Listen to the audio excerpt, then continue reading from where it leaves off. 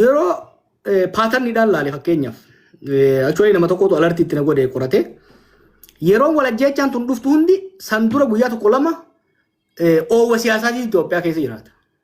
Yeroo oowwi siyaasaadha keessattuu dhiibbaa mootummaa irratti fidu. Dhimma wallaggaa ta'uu dandeessi, dhimma finfinnee ta'uu dandeessi, dhimma qaalomina jireenyaa ta'uu dandeessi. Hoggaa wanni tokko mootummaa irra dhiibbaa geessisuu eegalu wanti dhufee dhu'a. Asirratti wanti godhamu kun jechuudha. Amma kan eeggataa kun faan is very very suspicious. Yoo agartan paatarniin ajjeechawwan amma duraa kun dura ololaan walitti dhaadachuun godhameeti ajjeechaatti deemamaa ture. Kan eeggataa kun sadan osoo itti namni hedduun ofirraan beekin osoo sirriitti beeksifameen godhamee jechuudha. Maaliif dhimma amma deemaa jiru kana jijjiiruudhaaf akka ta'e wanni siyaasaa ni agarra. Sanqoo osoo hin ta'in qorannaa maafiyaa 220 godhe keessatti xiqqoo tokko isinii tuqaatiin ture. Warra tikaa mootummaa ta'an keessaa kaa yeroo adda addaatti biyyoota arabaa kanatti deddeebi'aa turantu jira.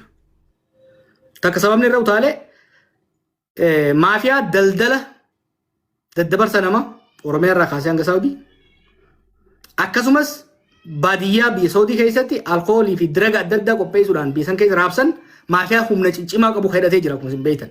Maafiyaan kunis shoora keessaa qaba jechuudha. Maafiyaan tun immoo tiga biyya wajjin qabdi. Baay'ee maafiyoota kana keessa warra amma isin agarre sooshaal miidiyaa irratti mul'anne ka dur dahannatii wayyaanidhaa turan. Ka dahannatii Yaman turan. Ka dahannatii Soomalee turan. Ka dahannatii Eertiraa turan. Ka dahannatii Bilisiginaa turan daldala kana keessatti hirmaachaa jiran. Biizinasa guddaadha wanni kun. Jarri kun hoggaa qorannoon keessattuu mootummaa Saawudiidhaa irra dhiyaate san daayivartii gochuudhaaf hoggaa xiyyeeffannoon hawaasaa turre daayivartii gochuudhaafis akka fayyadaman waan agarree jira jechuudha. Waliigalatti wanni deemaa jiru kun waan xaxama qabu. Lubbuu namaatiif garuu xaxamaa miti. Wanni baay'ee garaa si nyaatu namni ooyiruu qindii takkaa osoo qabaatee irra qotachuu danda'e. Bishaan hamaas isin beektan irra cehee ibidda biyya arabaa san keessa hin dhaqu. Osoo ooyiruu qindii takka qabaate. Amma tokko waan nyaatu ijoolleen tuni hedduun isaanii ijoollee baratte. Hojii mootummaa ni dhaban, ooyiruu qotan hin qaban, aayyoof abboo fuuldura dhaabatanii laaluu waan hin dandeenyeef garas baqatan. Lammaffaa milishaaf qeetti ijoolleen tun hidhamtee, cafaqamtee, rakkattee garas deemti. Warra kana ajjeefamaa jiru. Warri ajjeefamaa jiru kunoo warra akkamii rabbii isinuu isa addaati. Warra sooshaal miidiyaa irra wal arrabsu kana osoo taate barra koon qabu. Osoo Aslii fi Hamzaan wal cafaqanii barra asii wal lolan jetta. Isaan namni isaan tokko hin jiru. Nama sooshaal miidiyaa irratti wal loluu dhiisi bilbila harkaa hin qabne. Ka eega bishaan dhuge guyyaa meeqa? Agartanii jirtan gurbaa tokko fakkeenyaaf yoo ajjeesuu deemtan woomana nyaachisaa kan jiru tokko agartanii. Ijoollee waan takka firraan quban qabne kareefu guyyaa meeqaa booda achi geesse dalagaa barbaadu jirtu. Taa bakka sanitti arsummaa walloo Harargee Jimmaa dhiisii namummaan irraa badee if jibbite. Nama ijoollee shan qabu daa'ima amma 18 ijoollee duraa wanni isaan godhan waan ajaa'ibaati waan hedduu nama gaddisiisu jechuudha. Kana keessatti ka maafiyaadhaa naa gala. Ta mootummaadhaas naa galti siyaasa. Garuu ijoolleen teenya tarakkoo akkasii keessa ifiifuu dabartee achi dhayite.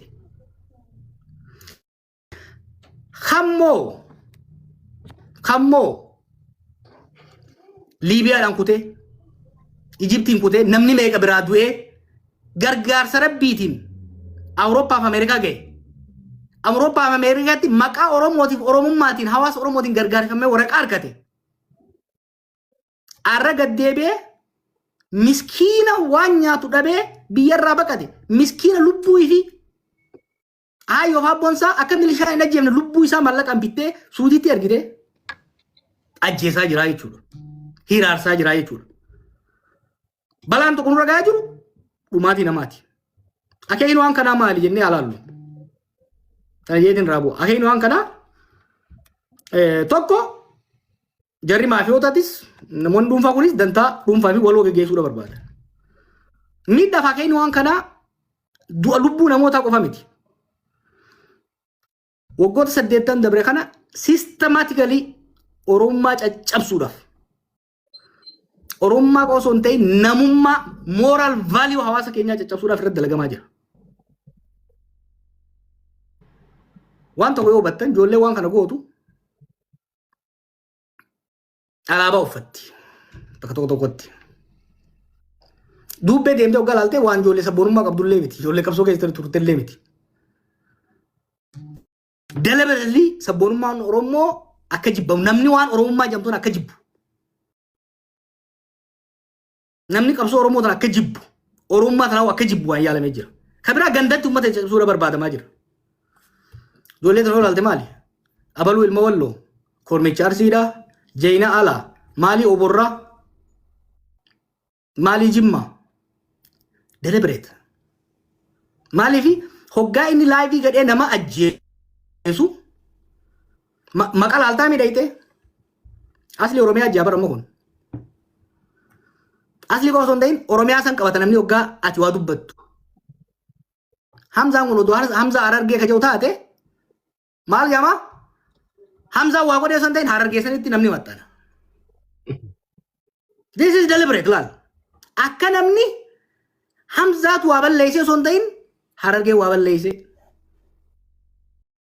Yoo kaab fakkeenyaaf kaaba oborraa ta'e kaab san dhiisaniiti oborraa waa godhee. Deliberateedha. Gandummaan akka dagaayitu. Beeki amma afurii mikaasa warra gurguddaa Oromoo keessa afurii bara amma lola kana keessa akka agarru jira. Harargeeti, Arsiidhaa, Jimmaa fi Wallo. Sanboota Wallo tana hoo garam fidan. Artummatti sii fidanii maaliif sii fidan. Harargee tanaas alaa fi jaarsoo gas sii fidan. Arsii tanaas yebaaleelii siin jaas dhufe. This is deliberate.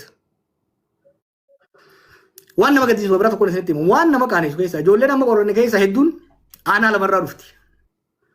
Arsii aanaa sirkaati. Isa madada. Qeerroo sheerriyaa dingalchi. Baabaa sheerriyaa dingalchi qeerroo. Itti fufi. Waanuma hedduu gaddisiisee mataa na nyaattu keessan si hima. Ijoolleen amma kalee fi hagaan gammaa agartuun hedduun takka ijoollee sirkaati arsii ba'a. Hedduun biraa immoo artummaa furseeti Walloo keessa. Aanaaleen lamaan tuni azaaba keessa jirti har'a biyya san keessatti.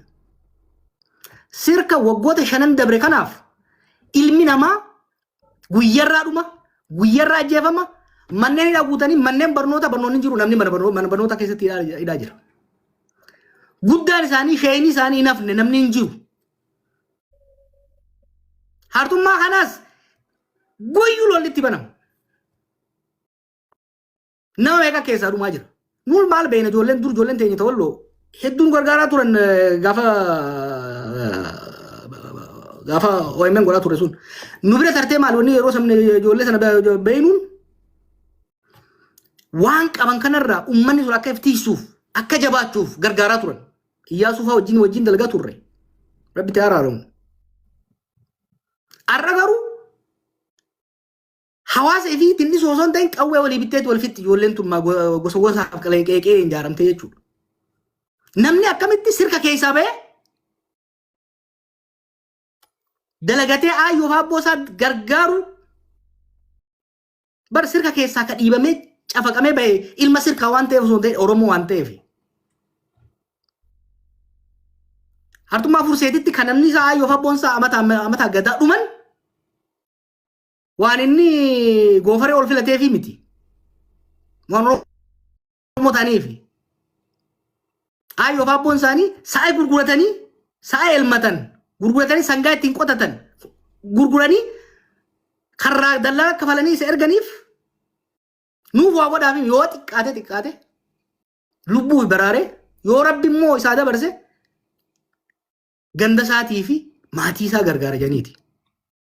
Ijoollee akkanaa tana achi baasanii walirra duulchisanii deemaa jiran jechuudha. Kun akeekni isaa akkuma beektan ijoolleen biyyoota Arabaatuun qabsoo Oromoo hangammaa godhame keessatti shoora guddaa taphatan. Ijoollee barra yoo dhaggeeffataa jiraattan biyyoota Arabaa isin har'a itti baxraanummaa agarsiiftan tana abboonni keenya 1960moota 70moota keessa lubbuu qofa baraarsanii achi hin dhayine. Sheekonni keenya, ulamaayin keenya qabsootiin isan achi galanii. Hoggaa achitti qooyyaayan walirra dhaabataniiti akka mansalaalaatti ka Jabuutii taa'u Yamanis ceesa ka Yaman taa'u isarra galtee nama tokkoon mana tokko keessa nam 30-40 galaa turan gaafa dhawra Torontoo jiru. Warri akka Sheemmara Shaaffaan sheekonni Baalee sheekonni Walloo kuni qabsoo bilisummaa Oromoo har'a namuu itti abbaa ta'uudhaaf deemu kana sheekota kana waan isaan godhan osoo itti nyaatin kadhachaa wal jaalachaa osoo waliin beekin akka isin barqubeedhaan barattaniiti faaruu Oromiyaadhaaf faarfattaniiti bilisummaa isaan fidan jijjiirama isaan fidan keessatti as dhuftan. Har'a garuu wanni kana gootaniif waan hedduu nama gaddisiisu jechuudha. Kan ammoo warri godhu warra dhiifama walii dabarruu miti. Warri waan kana godhaa jiru mootummaa keessaa kottu dhuunfaadhaan kottu falli isaa maali ka jiru boodaan itti deebi'a. Full force deemaa jirra. Akkuma agartan kana iyyaa jira gariin. Ka biyya faranjii jirus qoosaatti hin fudhatina. Yakki laayivii bahanii nama jeesan kun yakka shororkeessummaadhaati. It's an extreme brutality. Namni German taa'e, English taa'e, Canada taa'e, America taa'e waan kana keessatti hirmaatu biyya ifiitiif farra. Kana warri community illee of eeggannoo godha. Biyyoota lixaa keessatti ilaalcha farra baqataa anti-immigrant sentiment bal'aa dhufaa jira. Faranjiin sababa barbaadu jirtu walitti qabdee bikka irraa dhufsanis hin gannaquudhaaf. Gaafa amalli kun keessaa mul'ataa dhufe they will have excuse. Osoo hawaasa keenya hunda walitti qabanii argin baalagee akkanaa kana takka takkaan adda baafnee poolisa biyyoota jiranii wajjin wal taane immigreeshin biyyoota ta'anii jiranii wajjin wal taane gadi guurra. Lammiidhaate lammummaa Jarmaniin qaba lammummaa Kaanaadaan qaba homaan ta'u you will see. Biyyoota faranjii keessa seerri jijjiiramaa dhufaa jira. Revocation of citizenship. Trump nama meeqa akka citizenship irraa fuudhanii beeytanii? Takka takkaan irraa si guursimnaa jechuun citizenship kee hidhamteet darbamtee cittoo hooqqatte qeetti galte qeetti immoo hoggaa galte nama si awwaalulee argattu. Arraba kiyya irraa rifeensa fuudha. Jookiin akkanaan jiraatu jechuudha. Umaan hungoota maal nuyoo? San qofaa mi? Hoggaan nuti asiin tuyni abii deeggarraa. Biitii bartaa abii qofaa miti. Namni ati ajjeeftu barfira qaba. Eessa dayita bara artummaa fursee galta baddeessa galta balballeetti galta. Bikka dhayiteetti si jala seennaa jechuudha. Bikka dhayiteetti si jala seenna. Takka takkaan warra akkana godhu kana takka takkaan liistii isaanii ni qabna. Takka si dabalee waan na gammachiise waan na aarseetu isin himeeti waan na gammachiise. Ijoollee kana takka takkaan saaxilee fakkeenya eegan kalee maxxansee booda bilbila jijjiirataa turan. Hogguma isaan bilbila jijjiiratan naa dhufu akkasuma eenyurraa rafa beektaa? Dubrii isaa, obboleettii isaa, obboleessa isaa, aayyoo isaa. Tokko irraa aayyoo isaatii bilbilee gurbaa kana keessaa nambisinii maqaan nyaate. Kun maal si garsiisa? Ijoollee waslaattaan tun ganda fiitii miti maatii fiituu bakka hin bu'anii jechuudha. They are shameful. Qaaniidha jechuudha hawaasa isaaniitti jechuudha. Kanaaf maal goona fayyadu waan irra geenyu isin himeetiin jira waan godhu deemu takka takkaa isaaniitiin. Jawar galatoomi xiqqasho biyya Arabaa kana tara hedduu waan deddeebi'eef muuxannoo qobooyitti irraa bakkoota rakkoo jiran sii kaasa. Yeroo amma namni akkata asirratti haasa'u ijoolleen biyya Arabaa kanatti yeroo hedduu akkanuma keessatti waggoota sadii arfan kana akka malee wal miidhaa jiranii jaarsummaan dhimma taa'amaa waluma deebi'an. Akkuma kaleessa haasayamee guyyaa sadi booda ajandaan kun qabbanee namni kun walitti hin dachaaneef akka kiriir ta'uuf ka dogoggora waan akkanatti seene akka of qusatu yakkamaan akka seeraaf dhiyaatuu danda'u fakkeenyaaf amma Suudi Arabiyaa kana keessa rakkoo walumaa shabaabni umriin isaanii 18 olii fi amma ijoolleen kun 20 olii fi warraaga 40 keessa illee warra jiru jira guddammaan kasilaa guddaa kamataa arrii hunda jira waan dhufte kana kunoo balaa o'etti gad dhufte wanti isaan gochi isaa walirratti raawwataa jiran laaluufuu dhaga'uufuu nama jibbisiisa waan nama bineensa irratti hin taane walirratti raawwataa jiran ijoolleen kun afaan tokko dubbatanii ilmaan keeti irra hedduun isaanii obboleewwan keeti wanni kun wanni amma irratti ijoolleen keenya biyya Arabaatti beekumsaan haa taatu wallaalaa haa taatu walirratti godhamaa jiru kun furmaanni isaa maali? Ergamni isaa hoo maali? Wanni kun mootummaa siyaasa wal qabatamoo namummaatu namummaa ofii wallaalee akka garaa walitti jabaate maal irra geette? Furmaanni isaa maali? Sababa irraa hoggaa kaane asli keenya sababa irraa hoggaa kaane sababni duraa rakkoo dhuunfaati irraa ka'uu dandeenya. Ijoolleen kun ijoollee rakkoolee hedduu keessatti biyya keessatti rakkoo adda addaatiif saaxilamanii san booda biyya alagaa keessa bishaan hamaa isin beektan san keessa dabranii rakkoon xiinsammuudhaa psychological problem ijoolleen qabdu ni jirti. Eegaa achi boodas qoricha sammuu adda addaatiif saaxilamuun ni jira. Akka dhuunfatitti namoonni sammuu isaanii jeeqamanii jiran kan yakka akkanaa hojjetaa jiran beeki wanti Oromoon fi Itoophiyaan gosa kana keessa dabre. Collective psychosis keessa waan nama galchuu wal maraatuu waloo manni biyyattii guutuu sadarkaa maraatuu keessa galuu danda'a ture. Rakkoon kun ni jira. Tokko kana lammaffaa kanarra dabaltee atakaaruu wal morkii dhuunfaa kan social media irratti social media kun faayidaa qabu miidhaas qaba. Yoo if martee if qabdee deemuu dandeesse malee yoo if gadhiifte yoo laaltan ijoolleen kun hoggaa laayivii wal miidhan lubbuu namaatu ittiin fakkaatu kompiitar geem itti fakkaata. Fakkeenya tokkoon isin kenna droonii lolli drooniidhaa kun amma namni dur hoggaa ol lolu kilaashii isaa ta'u garnoo qabatee wal harkaatti yookiin immoo uleenis yoo taate dur irraa kaasee wal harkaa waan wal dha'uuf anis niin du'a jaa nama duus ni harka waliin hafuudhaa jira. Waliin hafuu sodaachuunis dhiiga sodaachuunis ni jira. Wanni drooniin tun fidde maali? Fagoo teessees nama dhooyita. Nama dhawusa biran geessu atillee hin dhayamtu. So what is drone warfare did? Emotionidha keessaa baase. Bikka takka ruumii droonii tokko dhaqee ilaaleen ture biyyoititti. Ijoolleen achi keessa ijoollee xiqqoo ijoollee amma 20 keessaa tana hoggaa lolarra droonii dhukaasan akka nama geema kompiitara taphatutti if ilaalanii jechuudha. Akka nama ajjeesanitti osoo hin ta'in akka nama geema kompiitara taphatutti ilaalanii jechuudha. So social media kanarratti ijoolleen jirtuutuuni wal morkiif wal dorgommiin isaan qaban kun akka waan nama ajjeesanitti osoo hin ta'in akka waan geema taphatanitti warri fudhatanillee akka jiran hubachuun barbaachisaadha. Kanaan wal qabatee keessattuu hedduu kasi aarsu ijoolleen biyya lixaa jirtu. Ijoolleen umriidhaan tutturte. Ijoolleen amma 25 gadii tana dhiisuu fi dandeenya. Ijoolleen daaddaa teenyaa warri biyya Awurooppaa jiran biyya Ameerikaa jiran kan cufa luqumsan isaanoo maaliif waan kana keessatti hirmaatan hoggalaallu bololaaf wal dorgommii dhuunfaa qotaa Jamaaliif Khadiir dhuunfaadhaan godhan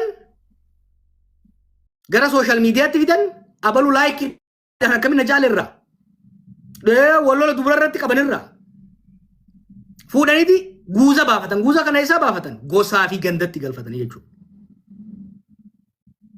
Barbaachisaa tanan maqaa isiniif hin dha'a qoradheetiin jira oolma ijoolleen diyaasporaa ture maalirraa kaatee dubbiin ture isarraa akka kaatanii beektan dhimma dhuunfaa xiqqaa tokkorraa kaatee babal'ataa dhufte jechuudha.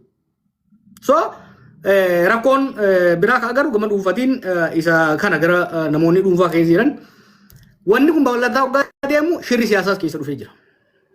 Kana bal'inaan gara fuulduraas kan hin dhiyeessu ta'a. Kunis maali?